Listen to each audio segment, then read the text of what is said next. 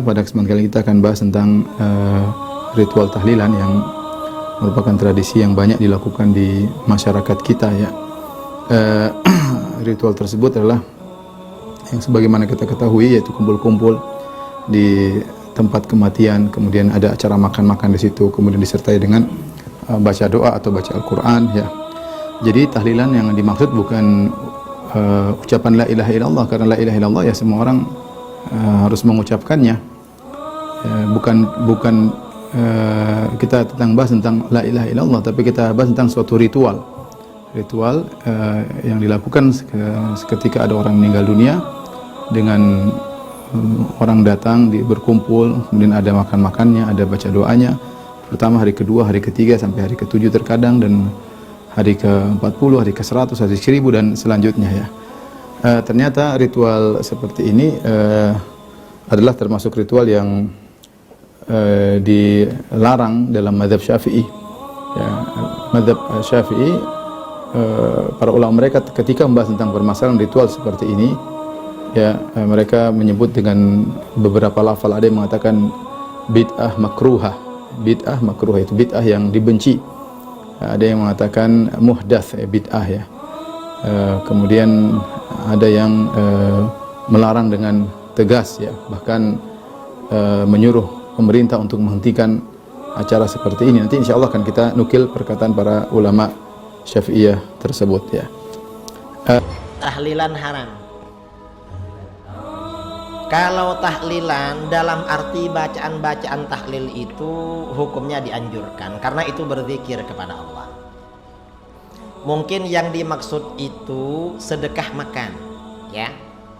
Sedekah makanan di dalam mazhab Syafi'i selama 7 hari 7 malam ya. Sedekah makan selama 7 hari tiap malam menurut mazhab Syafi'i. Kalau makanan itu murni dari keluarga yang meninggal, hukumnya makruh, tapi dapat pahala. Makruh dapat pahala. Kalau makanan itu sumbangan dari tetangga, maka tidak makruh. Bangsa kita kalau ada tetangga meninggal, satu kampung biasanya ngasih beras, ngasih uang, begitu kan, begitu, maka tidak makruh. Mestinya begitu. Itu mazhab Syafi'i. Itu 7 hari ya. Kalau hari-hari yang berikutnya ya sudah hilang kemakruhan. Mengapa? Orang baru meninggal tuh biasanya kan sibuk, gak sempat kerja. Kalau sudah 40 hari, apalagi yang meninggal istrinya, mungkin dah kawin lagi itu. Jadi sudah beda lah. Bahkan fatwanya Syekh Abdul Aziz bin Baz, kalau sudah 1 bulan, 2 bulan itu dianjurkan sedekah makan untuk orang tua. Itu mufti Saudi Arabia. Jadi bukan haram, tetapi sebenarnya makruh. Ini mazhab Syafi'i. Ada pendapat lain menurut mazhab Maliki, kalau itu tradisi maka tidak makruh, gak apa-apa. Itu mazhab Maliki. Ada pendapat lain, pendapatnya Sayyidina Umar bin Khattab dalam kitab-kitab hadis. Ketika beliau akan wafat, menganjurkan, menyuruh anak-anaknya menjamu tamu-tamu yang takziah. Ini Sayyidina Umar. Kita tinggal pilih. Ada pendapat lain, pendapatnya Sayyidah Aisyah radhiyallahu anha, istri Rasulullah SAW. Diriwayatkan di dalam Bukhari Muslim, kalau ada keluarganya meninggal, beliau membuat bubur yang dicampur dengan madu, disebut dengan talbinah. Lalu orang-orang dekat beliau yang ada di situ disuruh makan. Tinggal pilih kita. Ini sebenarnya bukan persoalan berat. Ikut Aisyah, oke, istrinya Rasulullah.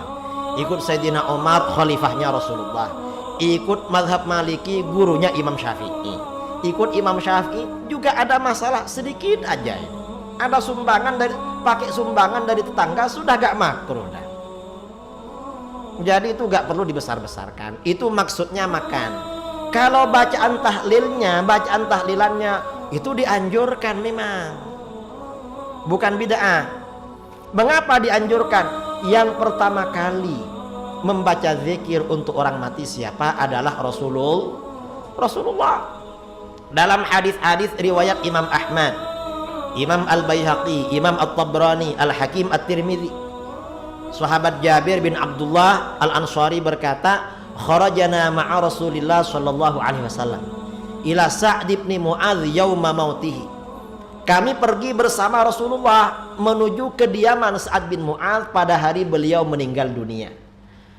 Falamma shalla alaihi Rasulullah sallallahu alaihi wasallam thumma dufina wa suwiya alaihi turab. Setelah Rasulullah mensolatkan jenazahnya Sa'ad, lalu jenazah itu dimakamkan, lalu tanahnya diratahkan di atas, jalasa Rasulullah sallallahu alaihi wasallam fawqa qabri. Rasulullah masih duduk-duduk di samping kuburannya, gak langsung pergi. Faqal subhanallah tawilan. Lalu Rasulullah membaca subhanallah dalam masa yang lama. Subhanallah, subhanallah, subhanallah, subhanallah, subhanallah, masa yang lama. Fasabbahna ma'am. Karena Rasulullah baca subhanallah, para sahabat baca juga subhanallah, subhanallah, subhanallah. Setelah lama, thumma qala Allahu akbar. Rasulullah membaca Allahu akbar, Allahu akbar, Allahu akbar. Fakabbarna. Kami juga baca Allahu akbar. Semuanya baca Allahu akbar. Satu riwayat Rasulullah membaca la ilaha illallah, para sahabat juga baca. Setelah berhenti, selesai, sahabat bertanya, "Ya Rasulullah, malaka tusabbih fatukabbir." Rasulullah, ada apa engkau tadi baca subhanallah lalu baca Allahu akbar, gak seperti biasanya? Rasulullah menjawab, apa jawaban baginda? Laqad tadayaqa ala hadzal 'abdis salih qabruh. Hamba Allah yang soleh ini tadi benar-benar dihimpit oleh kuburannya.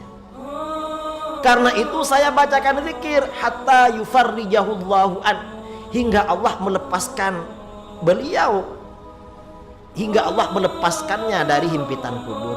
Sa'ad bin Mu'adz ini orang soleh yang mensolatkan Rasulullah, masih dihimpit oleh kuburan. Untuk lepas dari himpitan, Rasulullah dan para sahabat perlu membacakan zikir. Yang kita ini kira-kira dihimpit apa enggak? Yang soleh aja dihimpit, apalagi yang tidak soleh. Sa'ad bin Mu'adz ini dari tingginya derajat beliau, kesolehan beliau, ketika saat ini wafat, Rasulullah bersabda, ihtazzal arsyu limauti Sa'din. Arasy bergoyang, bergerak-gerak karena meninggalnya Sa'ad. Mengapa arasy bergerak-gerak? Karena senang, girang akan didatangi ruhnya Sa'ad. Orang itu kalau senang karena akan didatangi orang yang dicintai, biasanya gak enak diam. Ada kekasihnya, anaknya atau siapa ya, anaknya, cucunya mau datang dari Jakarta, pagi-pagi telepon, ya apa, dah kemas-kemas ke bandara? Sudah ya, ini dah naik taksi. Setelah itu keluar lagi, sampai luar telepon lagi, gimana, sudah masuk bandara? Dah masuk ya. Setengah jam telepon lagi, gimana, sudah di ruang tunggu? Ini check in ya, masih antri. Sampai waktunya nyampe di sini ditelepon, gimana kok belum nyampe? Delay ya, ini pesawatnya murah, sama panitia agak dibelikan yang mahal, makanya lambat. Ini kata anaknya. Artinya apa? Orang itu kalau senang akan didatangi orang yang dicintai, gak enak dia, pasti gerak-gerak. Arasy itu ketika saat meninggal itu gerak-gerak karena senang. Walaupun begitu ternyata dihimpit oleh alam kubur. Makanya kata para ulama, zikir yang kita baca untuk orang mati itu sangat bermanfaat. Nah, bacaan itu oleh para ulama dikemas di dalam susunan bacaan tahlil. Itu bagian-bagian yang ada di tahlil, ada dalilnya semua itu. Ini hanya sebagian dalil yang saya sampaikan. Dikira tahlil gak ada gunanya. Yang mencontohkan Rasulullah, dan ini hadisnya sahih memang. Makanya kita kalau ada meninggal yang rajin tahlil, biar kita nanti kalau mati ditahlilkan sama orang. Mengapa? Nah, orang ini kalau sudah mati yang diperlukan doa orang yang masih hidup. Memang itu. Ini pentingnya. Makanya tahlil itu yang bagus dibaca di kuburan setelah dimakamkan. Yang cuma ya karena tradisi bangsa kita. Bangsa kita ini kan biasanya kalau ada orang meninggal sejak pagi kan sudah menunggu.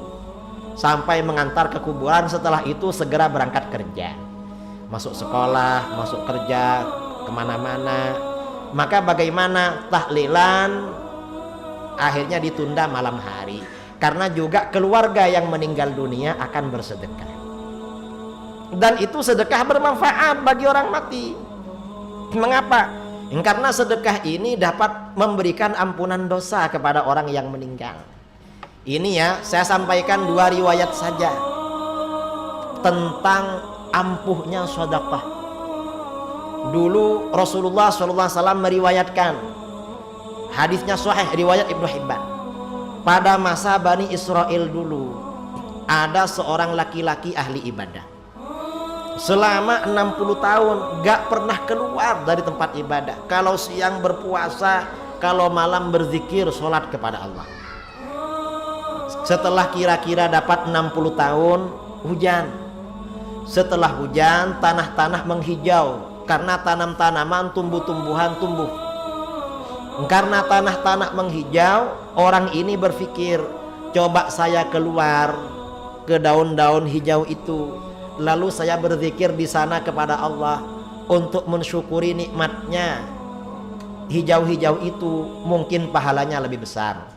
Maka orang ahli ibadah ini keluar dengan membawa bekal 2 potong roti. Sambil wiritan, sambil berzikir kepada Allah, di perjalanan berjumpa dengan seorang wanita.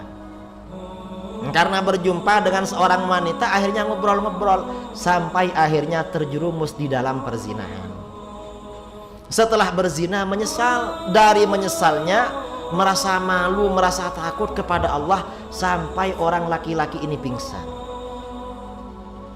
Setelah siuman, laki-laki ini cari air. Ternyata tidak jauh dari situ ada genangan air hujan. Maka laki-laki itu mandi di situ. Ketika sedang mandi, seorang pengemis meminta-minta datang. Tuan, minta belas kasihan, sudah lama gak makan, gak ada yang mau dimakan. Lalu kata ahli ibadah itu, saya gak punya uang, tapi kalau kamu mau itu 2 roti makanan. 2 roti kamu bawa, makan aja, saya gak apa-apa. Setelah itu ahli ibadah ini meninggal dunia. Karena meninggal dunia, 2 malaikat rebutan, satunya malaikat surga, satunya malaikat neraka. Kata yang malaikat surga, ini punya saya, karena ibadah kepada Allah 60 tahun gak pernah keluar. Kata yang malaikat neraka, ini punya saya, ini tadi berzina sebelum mati. Akhirnya pahala ibadah 60 tahun ditimbang dengan dosa zina 1 kali. Ternyata pahala ibadahnya ini kalah, hangus. Dosa zinanya besar, menghapus pahala ibadah 60 tahun. Lalu kata malaikat neraka, nah ini berarti punya saya. Lalu kata malaikat surga itu, tadi sebelum mati dia ngasih sedekah 2 potong roti, coba timbang lagi. Akhirnya 2 potong roti ini ditimbang dengan ibadah 60 tahun.